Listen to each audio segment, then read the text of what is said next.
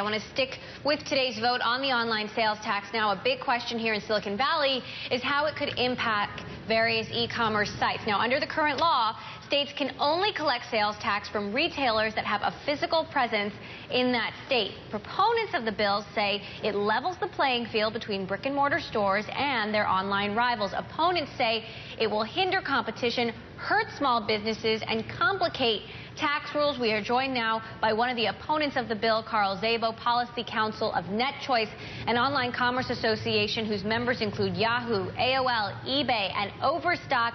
He joins me now from Washington. So, Carl, flesh out your position on this bill for us. Why do you think it is so bad for small businesses? Well, Emily, I think you addressed it perfectly in the lead up here. You explained that every seller today, whether they're online, brick and mortar, or catalog, collect for every state where they have physical presence. Amazon, for example, is now collecting for 19 states and collects for over half the country because they've opened distribution centers in those states. So it is a level playing field today. What isn't a level playing field is asking any online seller to suddenly collect for 9,600 different tax jurisdictions across the country and face up to 46 different state audits and 560 tribal audits a year. That's not fair. So are you saying it's not fair, or it's just more complicated for small businesses?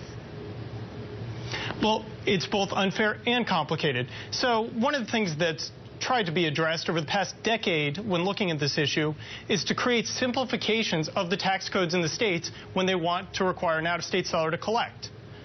But that doesn't happen in this bill. For example, Maryland has 6 different ways to round a dollar. Round up if you collect more than 75 cents, round down if you collect less than 25 cents. Any third grader knows that you round up or down at half a cent, but this bill doesn't require any such simplification. Nor does it require states to truly simplify in any other manner. And finally, it allows tax auditors from any state that complies with the law to go after any out-of-state seller in any other state.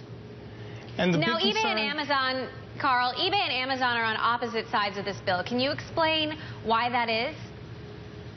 So, Amazon has just recently become more supporter of this bill, and that's because, as I said earlier, they're already collecting for over half the country under existing state law.